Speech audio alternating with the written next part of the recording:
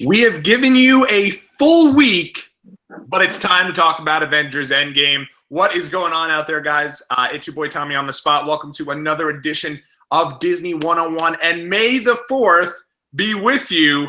How's it going out there, Steve? My main man, my co-host, Steve, down in Orlando. Steve, how are you doing today? Fighting a little bit of a cold, but other than that, magical, as always. There you go. I'm sorry to hear that. I also noticed it's the haircut edition of Disney 101. Yeah, you know, every so often you'd kind of need to. It's true. It's part of the go around, so to speak. But we are gonna first off, Steve. Are you doing anything to celebrate May the 4th today? You know, we had maybe thought about going out to Hollywood Studios because there's a lot of fun activities going on there. Not sure. See what Amanda is currently off running a couple of errands, but when she comes back, we'll see what happens. Now, you guys are currently is your lockout of the Disney parks? Does it end today? It actually ended last week. It ended last Saturday. Yeah.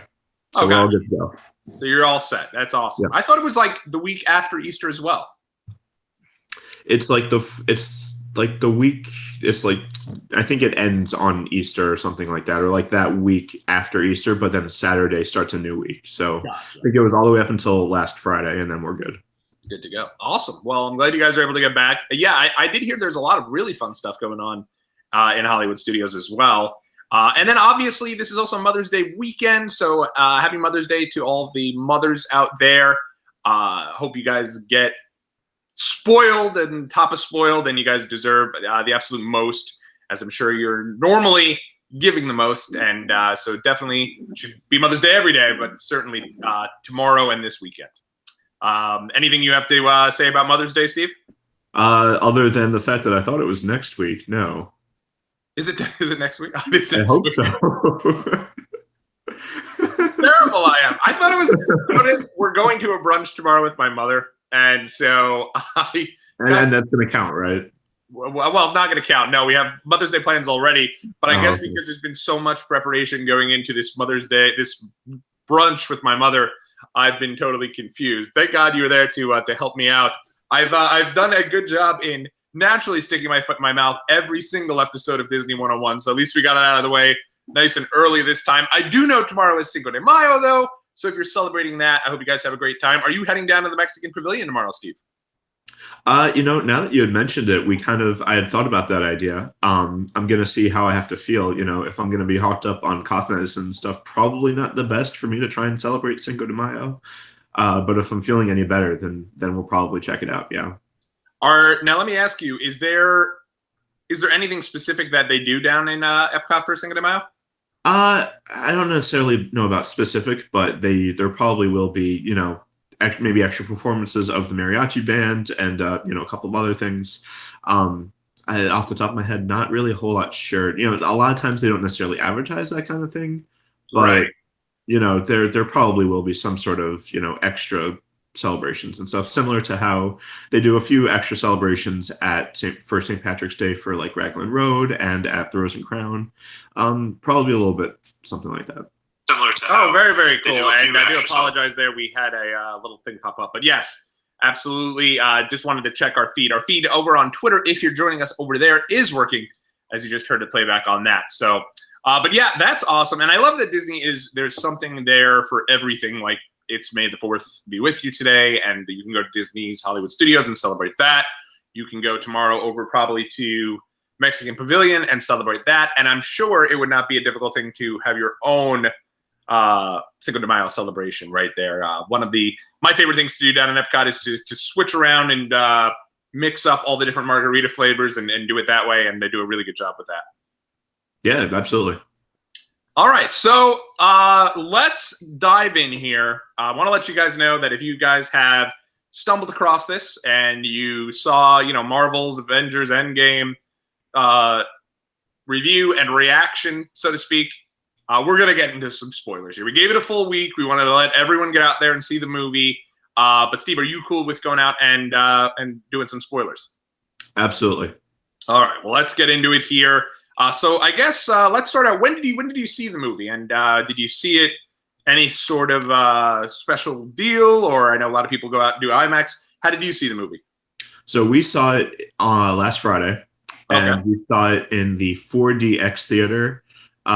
It's in kind of more towards downtown Orlando on International Drive, but it is in 4D. So think about there are actually a few different Disney and Universal rides that kind of implement this kind of feature. So you're sitting in a movie theater, but the movie theater, it's almost like a motion simulator chair where Okay. anything that's happening with the action, you're rocking up back and forth, it'll tilt and kind of pivot and that kind of thing. Really? Yeah, and there's extra lighting effects, and it's also in 3D, so we were wearing 3D glasses on it as well. And anytime there's like if there's rain, you get water splash in your face. There were a couple of instances where some blood happens and you get water splash in your face too, to kind of recreate that blood effect, which was a little bit weird. You do have the option to turn it off, which is a good feature. But other than that, it was very intense. And it's definitely something that I'm glad that we did it for this particular movie, because, you go all out when it's the end game. I don't know if I'd necessarily do it again for just a random movie, but I think it has to be a big movie for me to want to do that again. But it was a great experience. Yeah, that sounds like something maybe, speaking of May the 4th, that might be something to check out for Star Wars Episode 9. Yeah, it would be a good opportunity for Star Wars as well. Yeah, that sounds incredible. We did not get the opportunity to do that just because we had plans already on Saturday night, so we knew that wasn't going to be an option. Friday night seemed like it was completely booked up, so we were just looking for like any showing we can do early, and we ended up doing Thursday night, which was really cool. Ended up getting there like doing 9:15 showing. We went to one of the bigger theaters in the area, where they have like your reclining seats and you're nice and comfortable. I made the poor mistake of going out to Hooters right before the movie and watching the NFL draft, which it was not a good idea, because you go there and the drinks are flowing a bit, and so then I was very worried about the idea of having to use the restroom, but hey, it was what it was. I had to go several times and have several interruptions of the movie, but it was lengthy, but at the same time, I felt like it flew right by. I felt like I didn't even notice that it was anything specifically about it. Oh yeah, absolutely, yeah. And that 3 hour runtime. There were a couple of times when I kind of looked at my watch and I was like, oh, we're an hour in. Oh, we're 2 hours in. Oh, we're getting towards the end here. And yeah, it was definitely it was captivating throughout the whole movie. It definitely felt like it was broken down into three, kind of at least 3 or 4 distinct acts. And that first act, that all of the setup and planning the time heist and everything like that, and then the eventual time heist, and the climactic battle, and then kind of everything tying up all of those loose ends. For sure, yeah. And I guess real quick, was that theater that you're mentioning, was that the one that's in Disney Springs? It's not the one in Disney Springs. No, it's on International Drive, which is a little bit closer to downtown Orlando. Gotcha. Very cool. Well, for me, it was a standard showing, but again, getting out there early, I was also just very worried about getting spoilers. So I was like, I need to get this out there quick. I need to go and see this movie real fast so that by the time I see the movie, at least there won't be as many spoilers out there. And thankfully I did. And I do know there was a rebel rouser out there, by the way, if you're watching, who went and put a little spoiler comment in our section there on our preview episode that we did with Joe. That wasn't really a spoiler. He had basically written out, said it was that Thor passed away. And I'd already seen the movie, but I still deleted it just in case anyone else was stumbling upon it. But it was funny somewhat. But at the end of the day, I figured when I said, hey, no spoilers, we were going to get a few. But it was what it was. But again, I thought it was really good. What did you think about the overall movie itself?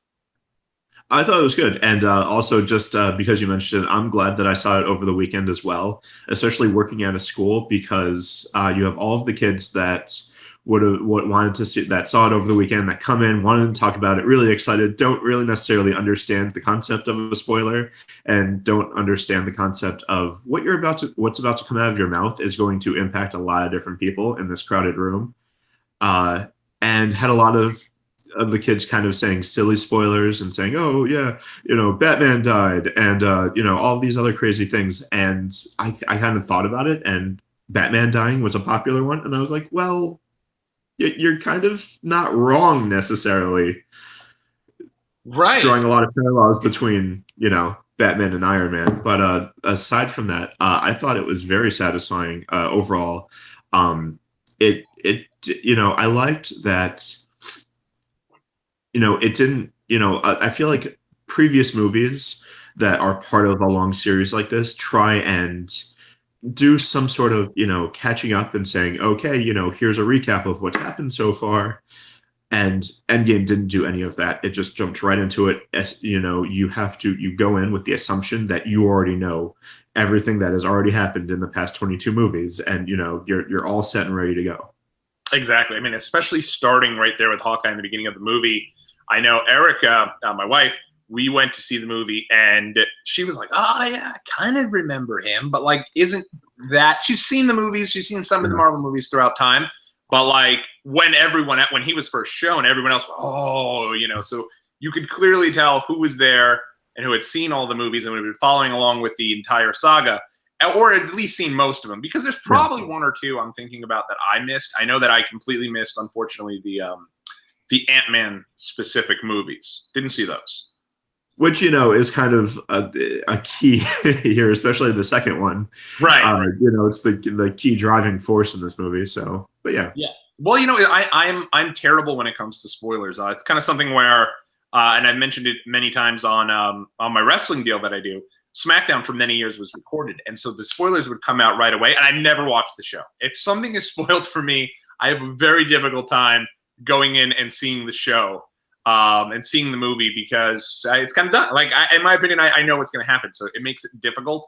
And I knew already a lot of what was happening in both Ant-Man movies. A lot of people had kind of ruined that. So, but it was cool to see Ant-Man have such a big role in this movie, and it was also cool because one of the things I was worried about was that they'd take away some of that charm from the Marvel series and take away some of the kind of the humor that Marvel movies have become a little bit synonymous with. Right there with the action and the drama is the comedy. And I felt like there was definitely a lot of laugh out loud moments, and they didn't really get away from that, which I thought was good. Yeah, and I think, it's a good idea to do that as well, especially considering all of the rest of the movie and all of its levity, especially towards the end. And I think they kind of, the Russo brothers and Kevin Feige are very good at toying with everybody's emotions and pulling on all those different, chords and stuff.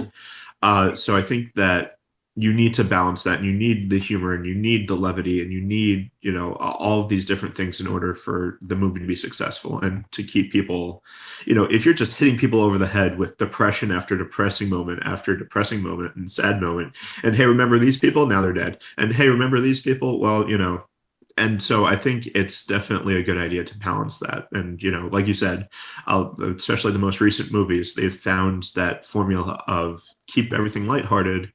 At the end of the day, you're still talking about comic book movies, and you're still, you still kind of need that.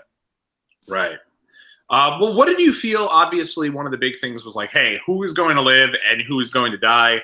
How did you feel they did with bringing everybody back? The big scene where Captain America's there, and it says, like, behind your shoulder, and then here comes Black Panther, and then suddenly everybody is there. How did you feel they did that? I really liked that moment. I really liked the on your left. That was a callback from Captain America that Falcon did. I really liked that moment. It kind of got a little tingly there. And I had an idea that Doctor Strange was going to be instrumental in bringing everybody back, because I'm thinking, oh well, okay, so if everybody's going to be coming back where they kind of left off, that means that Doctor Strange and Spider-Man and most of the Guardians are going to be stranded on Titan and have nowhere to get. And then it's like, oh, but Doctor Strange, he still has all of those powers and everything. So getting him and all of the other sorcerers together and getting, that's kind of, I like that it took them so long, because that's kind of that moment of gathering all the forces, marshaling all of the troops and everything like that. And you don't necessarily know right off the bat that it worked. You're kind of like, oh, well, there's a few extra animals, And Ant-Man said, "Oh, I think it worked," and then everything went to hell. So I Right. think it was definitely a good, it was a great thing because you're like, okay, like they did it. It's happening. This is what they were trying to do. We all saw this coming, but it didn't change the fact that at that moment you felt all of the emotions that you were supposed to. 100%. Yeah, and I thought one of the things I also liked about it was this idea that they brought everybody back who had disappeared, but everybody who had died was still dead. Vision was still, he didn't return. Loki didn't return. I was hoping my man Loki would return, though we did see Loki in the flashback with him taking the Tesseract. Do you think anything will come of that? Yes, I do. Partially because the thing is that, part of the thing about time travel movies, as they've discussed in Endgame, is it's hard to speculate on what kind of future you're going to create by doing all of these different things. Right. And is it, they said, oh, it's not like Back to the Future. It's not like Back to the Future where them having all of these other things happen is going to really dramatically impact the rest. But if you think about it, so Loki taking the Tesseract in New York right after the Battle of New York, setting basically at the end of the first Avengers movie, him taking the Tesseract and disappearing means that his timeline is altered. Presumably, it means that he doesn't go and do all the events of Thor: Dark World don't necessarily happen the way they happened. The events of Ragnarok don't happen the way that they actually happened. So that means then that he doesn't necessarily have the character growth, and that means that potentially he wasn't on the ship with Thor when Thanos broke in and stole that particular Infinity Stone. So, Oh, okay. and that's kind of, I think that's kind of why they did this movie in that way, also to kind of say it's kind of similar to what they did with X-Men in Days of Future Past, where they went back. It was also a time travel movie, where it's you are changing a particular instance, and that is going to have some sort of effect on the impact. Now, in the end game, they said, butterfly effect isn't really a thing. The Back to the Future isn't really a thing. That all those things, but you have to say that you have to think, okay, but if he stole the Tesseract, and that was a very pivotal moment where that didn't happen in the in their other timeline, you have to imagine that that had some sort of impact later on. Absolutely. Yeah. And what did you think, kind of looking at that, I guess, Thor and his story, how did you feel the portrayal of Thor was in this movie? Because he did go from like big time serious kick-ass dude to kind of a big blithering drunk stoner type guy instead. And how did you feel like they did with that?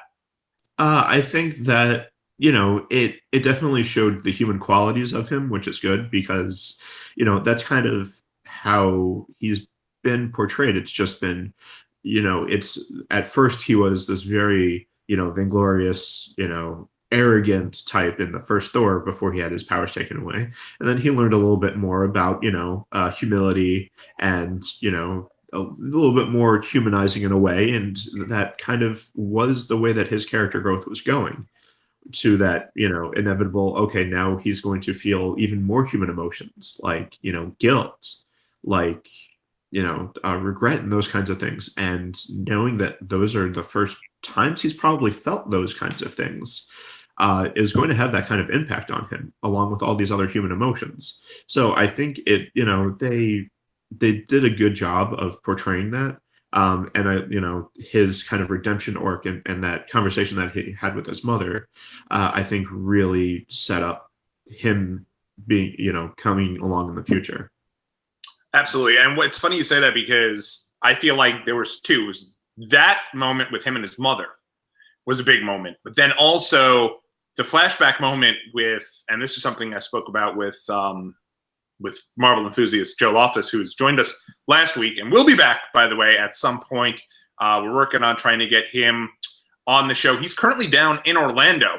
So hopefully we'll at least be able to get him on and discuss kind of his Orlando journey and his trip down to Florida. I love hearing about that. I love hearing about someone's trip, different things they did, and different things to that extent. So we'll get Joe back on. A lot of things we have working with him. But one of the big parts of the big scene that weighed heavily with him, as well as myself, was the scene of Iron Man going back and talking to his dad especially if you've lost your dad like I have.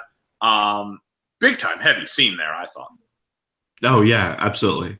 Um, yeah, and very yeah, and I'm in the same boat as well. So anything that had to do with Tony and his dad was really heavy, and even later on in the movie when you're looking at his daughter and his daughter being comforted by Happy, that was the moment that got me the most.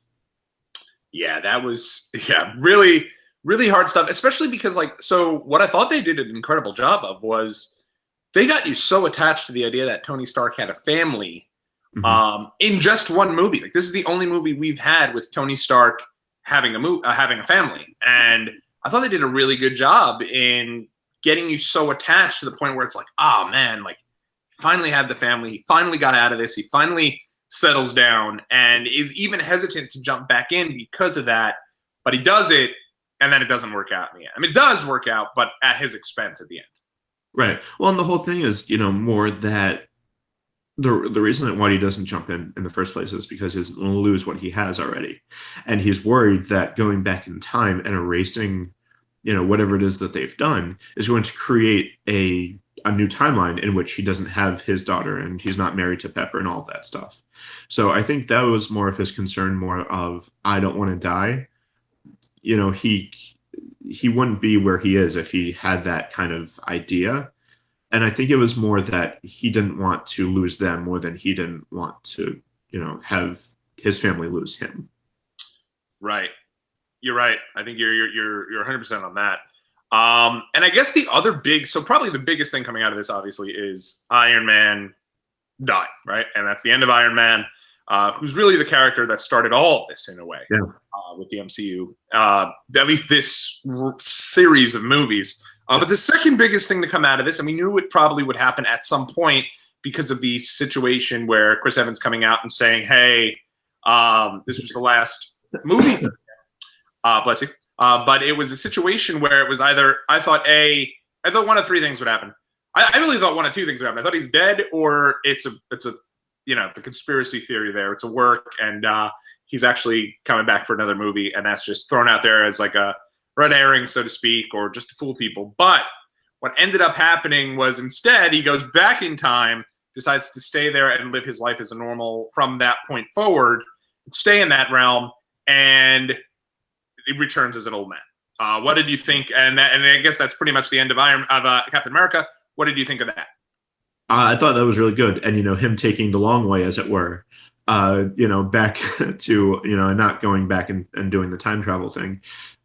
It makes all of the sense in the world that he would want to go back and live out his days with Peggy Carter and do all of that stuff. And I think there is that opening of, okay, well, he had 70 or so years, depending on when he jumped back with Carter. So you got to think, okay, well, what was he doing all of that time? Yeah, did he really just settle down and, the two of them call it quits and retire from army service and all that stuff?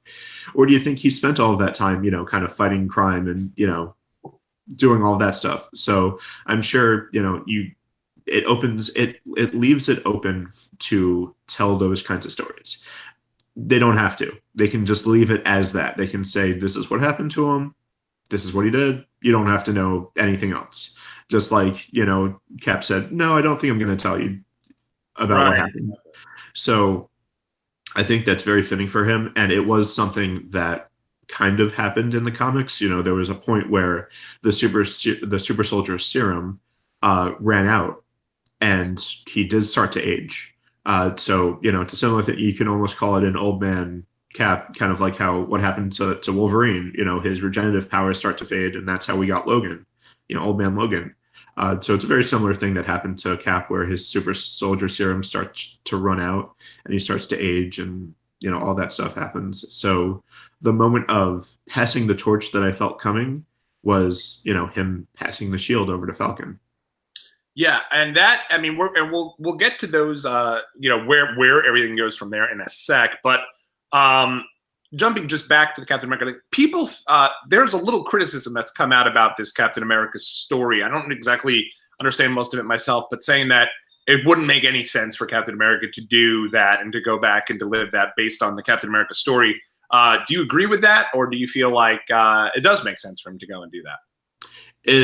It does make sense, honestly, because the whole thing is that he, with the events happening with Civil War as they did, and even Infinity War as they did, he was kind of on the outskirts anyway. He wasn't Captain America, for a while. He was the more of the persona nomad in, towards the end of Civil War and all throughout Infinity War. That was more of what he was, and that's a persona that he had in the comics as well, where, it's more of that he didn't feel like he was, the same Captain America as he was. And I think the passing the torch moment was, and, a similar thing is happening with, him choosing, Sam over Bucky, which I guess we'll get into. But I think it's appropriate for where the character is in the films. You can't necessarily go about, oh, well, this is how it happened in the comics, or, this is how he was, he's not, you don't want him to be the same person throughout all of the movies. Yeah, that's kind of what Captain America represents, that whole, truth, justice, and the American way type thing. But he as a person can change, and he as a person can grow and have that growth. And I think it's okay for him to say, you know what, I did my time, I did what I was supposed to do, and now I'm going to live my life. 100%. Yeah, no, I do agree with you. I thought, it was interesting because I felt that moment there where he's sitting there as an old man and they're walking over towards him. I thought that was that scene, for whatever reason, got to be good. I felt like that was a real emotional scene there of him, looking aged, and you're like, oh wow, he had gone back there, and that's kind of how they're moving on from that story. And I guess in moving on from that story, is this the end? Because Joe's tried to explain it to me a bit. Is this the end of the second chapter, or chapter 3, and they're moving towards a different chapter? How is it working? Yeah, so basically this is the close of what they call phase 3, and phase 4 is going to start, it's kind of started in bits and pieces, but phase 4 is going to have a lot of, it's going to focus on Spider-Man, Black Panther, and Doctor Strange, as long as we know right now. And then, of course, Guardians of the Galaxy Volume 3 is going to be coming out at some point in the future. Those are the ones that we know, and Captain Marvel probably is going to get a sequel. All of these newer kind of phase 3 heroes are going to be continuing on. So there's that kind of overlap, but this is the end of, phase 3 as we know it, and the end of really all this collection of stories. These stories as we know them is this kind of put the kind of closing on all of that. Right. And so now, of course, what it will be, in my opinion, is you're going to get this new stuff. Now, Spider-Man's coming out next month, right? Or this month, is it? It's coming out in July, I believe. July, okay. Yeah. So that is already starting the new phase, I guess. And so do you feel like people are going to be all about it, or will people be like, nah, I'm done, I'm good, that was the end I needed, and I'm finished with these movies? I don't think, I think the people that were saying, oh, I'm done with these movies now, I don't think that that's true. I think at this point, you're either a fan and you're going to be a fan as long as they continue to deliver the same high quality storytelling, or you watched it just because there was a lot of hype around it. And, maybe you're going to say, oh, wow, that was really good. Let me go back and see what all those other 20 movies are about. And maybe let me say, okay, well, let me at least watch Spider-Man Homecoming so that I can watch Far From Home and kind of move on from here. I don't think there's anybody that says, all right, I'm good, Endgame was enough. Right, exactly. Yeah. No, you're probably right. But I guess kind of in breaking down, kind of the 3 big stories that we know now moving forward in the Marvel Cinematic Universe are going to be Black Panther. He's continuing. As you saw him, he's now back over Wakanda and looked like he was ready to kind of pick up where they left off. You have Spider-Man going, and he's returning to school and obviously setting up his next movie with that European deal that they're going to do, the European trip, presumably now without Iron Man, who was, in my opinion, a pretty big part of the Spider-Man story. Oh, yeah, absolutely.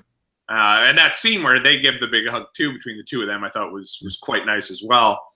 Then you obviously have Captain America. He's retiring. And as you said, not choosing Bucky, which I think is a real interesting piece. Bucky didn't even look disappointed, which was kind of weird, but I feel like we're going to get more of that. I think Bucky will be back, and if they decide to carry on Sam as Captain America, either as I would, it's almost like a buddy cop type deal, where they have to learn how to work together as a team. Yeah, they've worked together before, but really when it's just them and they don't have Steve to kind of be that, unifying factor, see how they work on the two of them. And someone else said a similar thing, that they were surprised that it wasn't Bucky and they wanted it to be Bucky that Cap chose. And it makes sense because, they were friends longer and they had that bond between them. But you have to go back and remember why Steve Rogers was chosen to be Captain America in the first place. It wasn't because he was super strong. It wasn't because he had any other sort of abilities or powers. It was his personality and his, that quality that he had in him, that he would lay down his life for anyone. And he did it because it was the right thing to do, not because he could. And that's all what Sam is about as well as a character. He, the things that he did even before becoming Falcon, doing his work with vets and, all this other stuff, the charity work and all of that stuff. He as a character does these things because it's the right thing to do. So as a character, I think it makes a lot more sense for him to carry on the mantle of Captain America than it did Bucky. Yeah, no, you're right. It does. It's interesting to kind of see where it goes. Do you feel like Sam and Bucky can continue Captain America without Captain America? Like, do you feel like they're big enough characters to have people get invested in them and to pick up without Rogers, so to speak? I think it might take a little bit of work, but the people didn't think Guardians of the Galaxy was going to work, and here we are. People didn't think a few of these movies weren't going to work, and here we are. So I don't necessarily know if it's going. I think it's probably going to be more of the next time there is some sort of Avengers movie, or not even necessarily Avengers, but some sort of other ensemble movie, because there's a whole thing about Wanda and Vision potentially getting their own series, Loki getting his own series, Black Widow getting their own series, kind of thing. So maybe they'll also get a series. I just don't necessarily think it's going to be a movie, and I don't know what that movie would entail, because a lot of it would have to be them trying to cooperate as a team, the two of them, whether or not other people are in the fold as well. And I think that kind of lends itself more to being a TV show than a movie. And you think those TV show would be something on the Disney type streaming service that's coming out, or do you feel like maybe Disney Plus? Disney Plus. Yes. Well, I was thinking Disney Plus, but yeah, I've just been confused because of this ESPN Plus, and I was like, are they calling both of them the same thing? But they are calling both of them the same thing. Yeah, no. Do you think Falcon wouldn't be on ESPN Plus? No, it wouldn't be on Disney. I know that, but would he be on Disney Plus, or do you think he'd be like an ABC series? No, I don't think they're gonna. I think they wouldn't do ABC anymore. I think if Shield carries on past this season, it might actually transition to Disney Plus as well. I don't think they're going to do any other, any new superhero shows that are going to be coming out. They'll probably put on Disney Plus. Agents of Shield is still in the air? Yeah. It's been on for like 10 years. I think it's the 6th or 7th season at this point. And it's all on Fox? ABC. Oh, ABC? Oh, gotcha. Which makes more sense. I, for some reason, thought it was on Fox, though. But that's crazy. And are they still the same characters? That a few of the characters have kind of rotated in and out. The big one of the big characters left last season, but it sounds like the actor might be back in a different capacity. Not sure. Okay. And is it still like do the actual superheroes make appearances on the show? No. Oh, okay. Two people have, I think Sam. Fury's not there. What? Fury is not there. Fury made a couple of appearances, okay. And then Agent Hill, played by Kobe Smallways. Kobe Smallways made a couple of appearances. A couple of the Asgardians made an appearance, like one of the early episodes. They haven't really had a whole lot, similar to the Netflix shows. They didn't have a lot of interaction. They followed along with the storyline and the aftermath of things that happened. Right. And that's probably why it's been so long since Agents of Shield has been on because they didn't want to necessarily either give anything away or have to deal with all of that aftermath. Oh, so it took a break after the last event. Yeah, it's been about a year because it's been, as long as Infinity War has been out since they haven't really had anything to do. Gotcha. So did Kobe Smulders wasn't in this last one, actually, was she? No. It was weird. Well, I think she may have made like a cameo at the end. They showed her, right? Yeah, they did show her, but because she was dusted as well, so she wouldn't have been in the movie for most of it. Right. And it looked like her and Fury, they're making it clear they're still in it too, and they're still going to be around. Yeah, they'll be around. They'll be in the background. They'll be in the shadows. Anything having to deal with Shield or anything like that, they'll be a part of. Right. But Shield really isn't going to have the same kind of effect as it once did. Gotcha. Yeah, no, I thought that was interesting. And then, of course, as you briefly mentioned earlier, Guardians of the Galaxy looks like they're going to be continuing. Now, I've heard that's going to be 2021-ish. Yeah, well, I mean, they have they have to probably figure out, okay, what's the script going to look like from here? Is Thor going to be a part of it? What does the look like? Yeah, it certainly looked like they were setting up Thor to be a part of the Guardians of the Galaxy.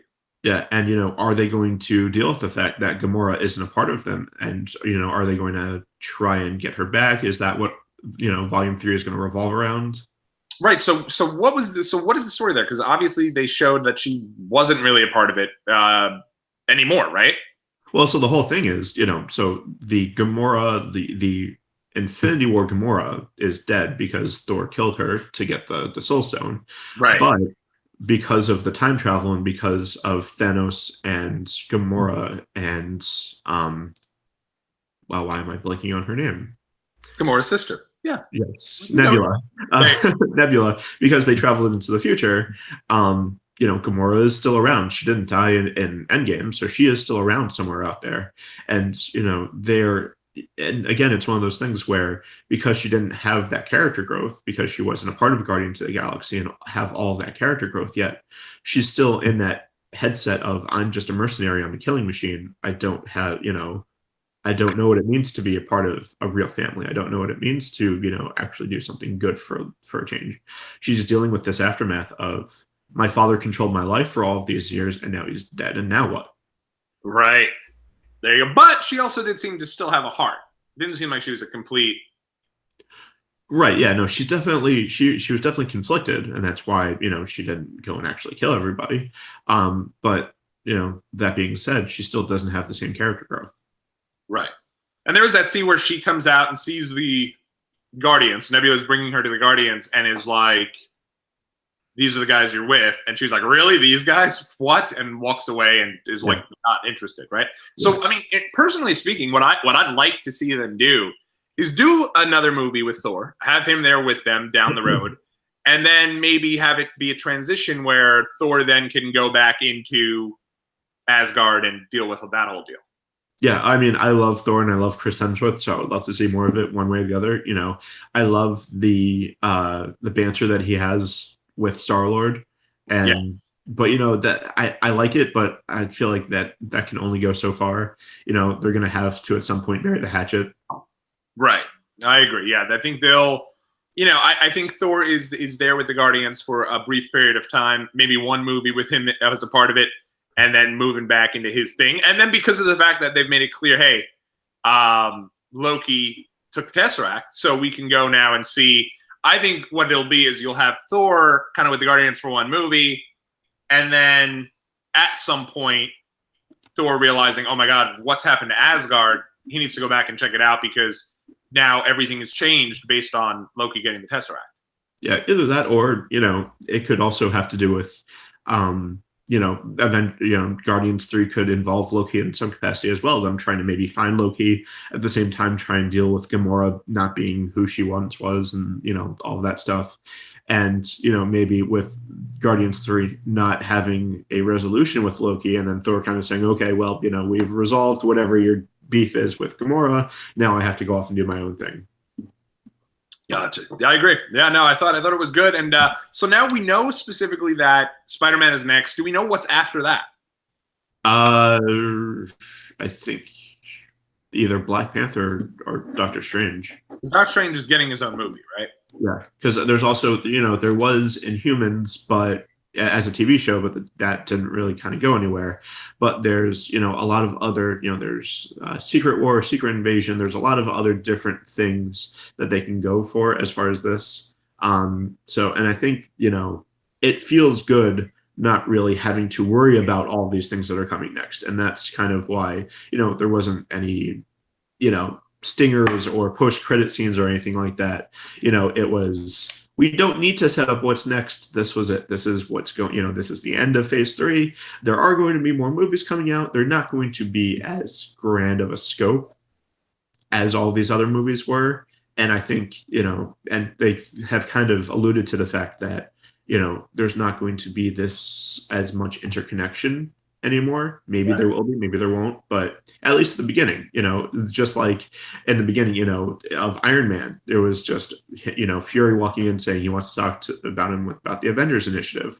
There were little itty bitty bits and pieces of things kind of slowly bringing everything together. And then towards the end and ramping up, the end of Captain Marvel basically said all you need to know about her involvement in Endgame. Right. It was like he was introduced to Endgame. If you didn't see that, you had no idea who this person was showing up in Endgame, and how she was just all of a sudden, just cool with everybody. Right. Well, it's funny because, and I was gonna get to that as well. The idea that there was no post credit scene. Now, did you hear about this before you went in?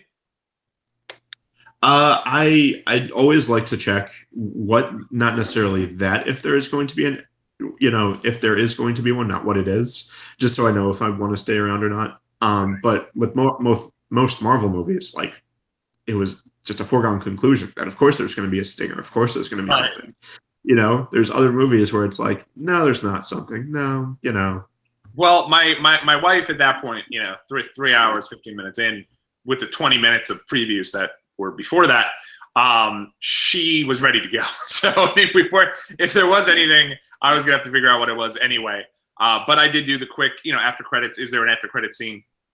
Yes. Leads you to that after credits website that just tells you yes or no right on the top, and then you're able to kind of move forward from there, which I thought was good. I mean, the only thing is, you hear the tinking of some sort of tool or something, going on, which was allusion all the way back to Iron Man. Of it's probably this. It sounded either a lot similar or it was the same sound of Tony actually working on the original Iron Man suit in the cave all those years ago. It was also kind of a subtle nod that says we're still working on it. We're yes, it's done. Yes, it's everything. But there is still more to come. Right. There's they said there was like clanking noises or something to that extent. Is that all that? Did you stick around for that? We didn't know because, like I said, we kind of looked it up. We said, no, there's no actual stinger. There's no actual scene or anything. It's just this noise. Right. And okay, well, if it's just the noise, then, that's it.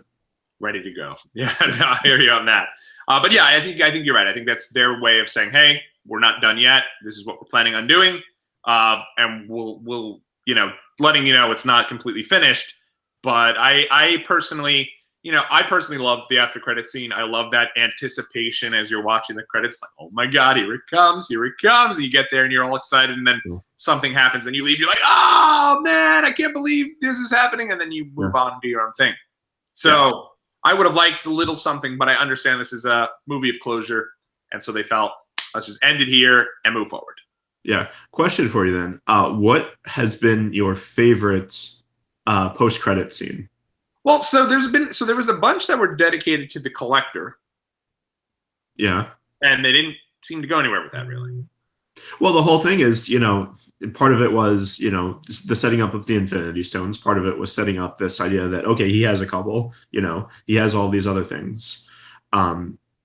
Yeah, so he's dead now, but right. There's no Infinity Stones anymore. So, they went back to where they belonged. Yeah. Yeah. I personally love the one where they're all they're running. It's super old school, but they're all running in the field, and you just see Thor's hammer there, and that's the introduction of Thor. I thought that was really cool. Obviously, I also love that after credit scene where The Hulk is in the bar and Iron Man walks up. That was not an after credit scene that I mentioned during our previous show, which is one of my favorites. But no, I definitely thought that I really liked the Thor one personally. What is your favorite? Oh, and then isn't there also one with the Howard the Duck? Yeah, and I think that one that's at the end of the first Guardians of the Galaxy. Right, and then they didn't go anywhere. Well, again, some of it's more. So there's the mid-credit scene. The mid-credit scene is usually the one that sets something up. The mid-credit scene is usually the one where there's some sort of big reveal or something. Right. That's where you get. I think it's at maybe, I forget. It might be the end of Winter Soldier or something, where they go and they see, they're back in this like underground lab, and it's the Doctor, and he kind of the scene shifts, and it's Quicksilver and Scarlet Witch in like their prison cells, and they're kind of like going all over the place and kind of exuding their powers and kind of thing. So it's usually the mid-credit scene is the one that kind of sets everything up, and then the stinger sometimes it does set more stuff up, sometimes it's just a goofy little couple of seconds, and it's meant to kind of be funny. Right. So that's what the Guardians want. Guardians had the actual one, and then it had the just collector of Howard the Duck and and the space dog, in the space helmet, just wandering around. So which one would you say, I guess, and then obviously there's also the first Avengers movie where they're eating shawarma at the end of the movie. That I love that one too. That is a good one. I really actually like the one in Homecoming, the one with the Captain America PSA. Yes, that's great. That's after Spider-Man, right? It's after Spider-Man Homecoming, and I like that. One, I like that it's part of that series that Peter has to watch in gym class, and it's like Captain America doing this cheesy PSA. I love that aspect of it, but I also loved at the end where it was that thing of perseverance and virtue of patience and everything like that, and then it just cuts out. And I just love he acknowledges that you've waited through the credits, right? Yeah, no, I love that. Yeah, absolutely. Yeah.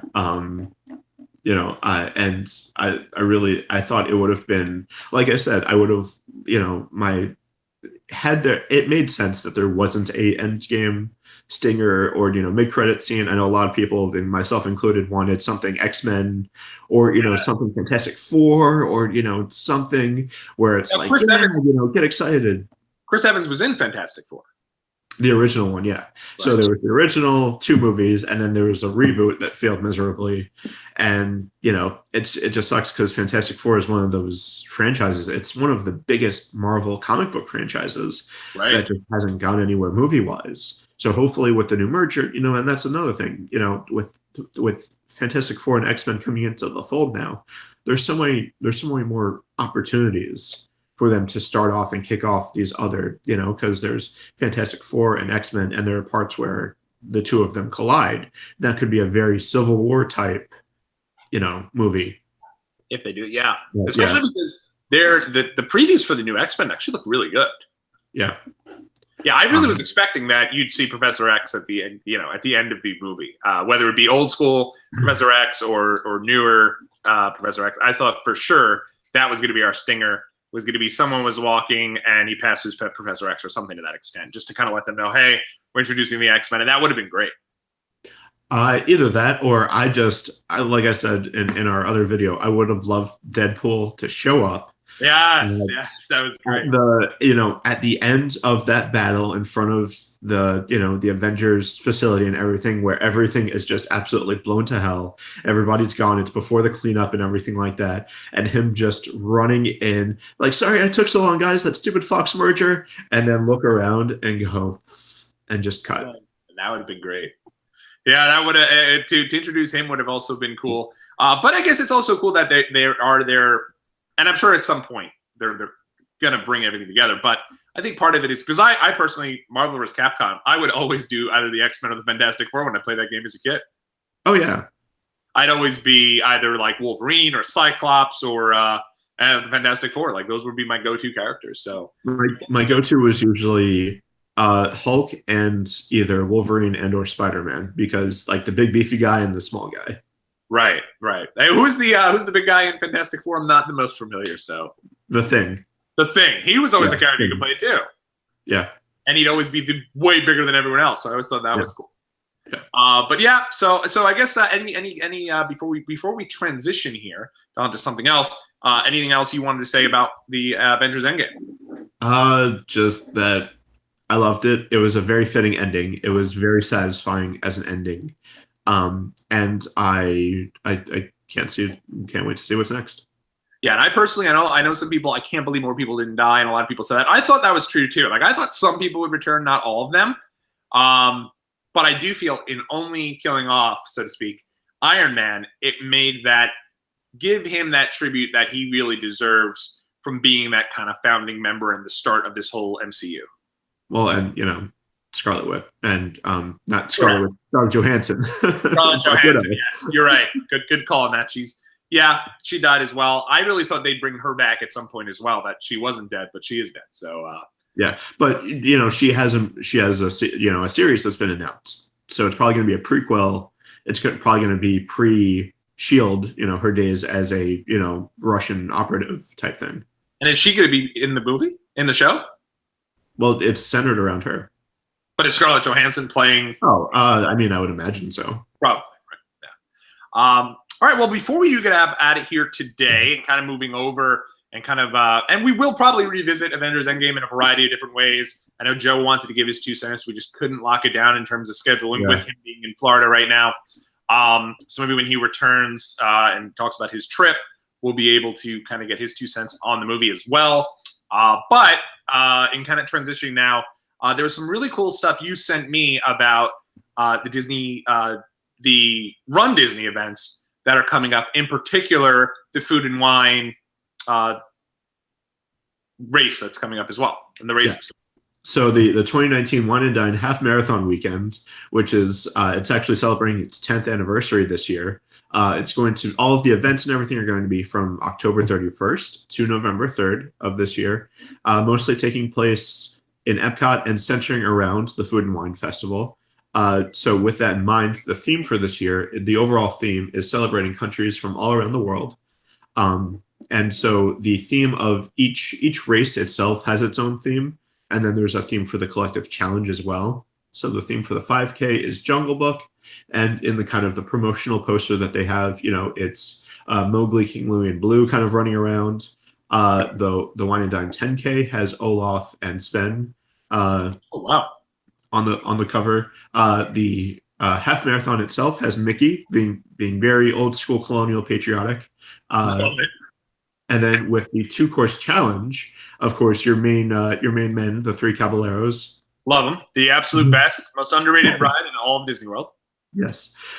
So with the theming, probably they haven't released pictures of the medals or shirts or anything like that, but most likely they're going to be revolving around those particular themes. Yeah, that's awesome. And you're getting your character meet and greets along the run, right? Yes, yeah. So, and again, character meet and greets are never really they're they're going to happen. You just don't know who's going to show up when and where. So it's kind of encouraging you to make sure that you check all of them out. Again, probably because of the theming, with the 5K, it's probably going to be Jungle Book related. So you'll probably see Baloo and King Louie. With the Wine and Dine Frozen, of course, that's going to be a big one. You're going to have Olaf, maybe even a Sven. Anna and Elsa might show up at some point along the way. The great thing about the half marathon, with it being American themed, is that could go a lot of different ways with that. And of course, I'm sorry. Is it difficult to stop and pose for a meet and greet while you're running, though? It is. So it depends. Sometimes it depends if you want to go for an actual timed finish or not. If you're going for some sort of PR, personal record, if you want to do a good job, you probably don't want to stop. But the good thing about the 5K does not have a time limit. Oh, okay. There's no pacing requirements for that, and they don't time it. You can go and I don't even think that they track you really for the 5K. So that's the one. Normally, if people stop and take pictures, the 5K is the one to do it on. the 10K, the half marathon, sometimes it's good to take a break because it's good to take a little bit of a breather, especially on the half marathon. So, but you have to keep in mind that pacing requirement of that 16-minute mile. Right, because otherwise that's it. Yeah. And if you get swept and you're taking the 2-course challenge, you will not be able to get the challenge medal. Oh, man. Yeah. That's difficult. But, those kinds of things. Dilly-dally and take a half-hour break to go play with characters while you're in the middle of the...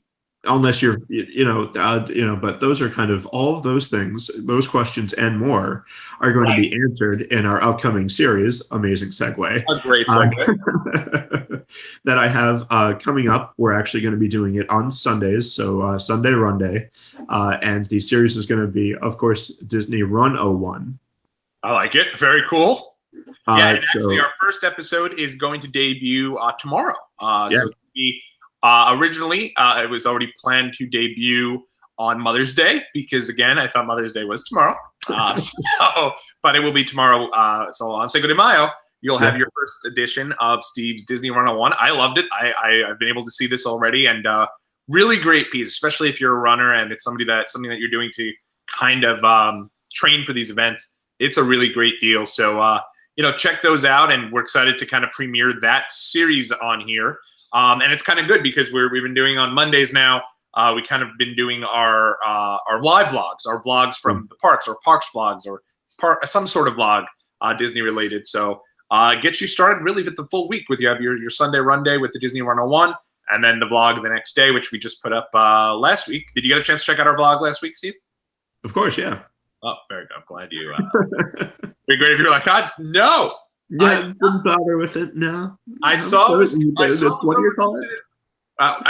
over 2 minutes long, and I was like, "Whoo, no, too much time." But no, those are usually good because they're, we keep those under 10 minutes. So if the long form shows are something where you can't listen to the entire thing or watch along with the entire thing, those are there. You're able to watch those, and it's kind of a little something for everyone. And Steve's piece, the first piece of Disney Run 01, is probably only about 10 minutes or so in length. So it's a really good piece, and hope you guys enjoy that. And keep it locked to our Twitter and our socials at Disney 101 Pod. We're also on Instagram with that exact thing, and keep your eyes peeled for that. So we'll definitely have something going for that as well. Yeah, absolutely. And, I tried to keep it under, 10, 11 minutes. You got to pace yourself when you're running anyway, so. That's very true. I like it.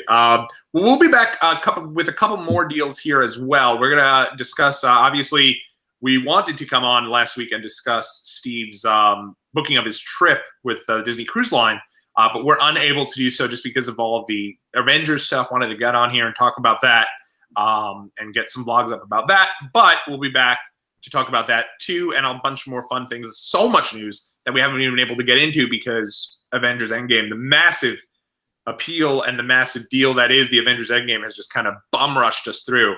But definitely a lot more to talk about. What are some of those things you wanted to talk? Did you, because you were talking about some things you wanted to talk about as well?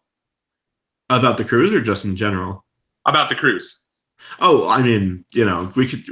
The whole thing is, we can do a whole episode of cruises. I did book a cruise, the Disney cruise, of course. So we're going to be doing that actually for my birthday in the middle of July. So something something that we haven't. Our last cruise was around this time last year when we went to Alaska. So it's been a little while. So we kind of got that itch, and we saw a good deal on it, so we jumped on it. And there's a lot of fun stuff, and it's not your typical Disney vacation. There's a lot of things to do on board, and just a lot of differences between a cruise versus a normal Disney vacation. So I'd love to get into that. Sounds great. Yeah, no, we definitely will. And so keep it locked here. Anything you wanted to say here before we get on out of here today, Steve? No, just the usual. And everybody have a magical week, and we'll see you real soon. And may the 4th be with you.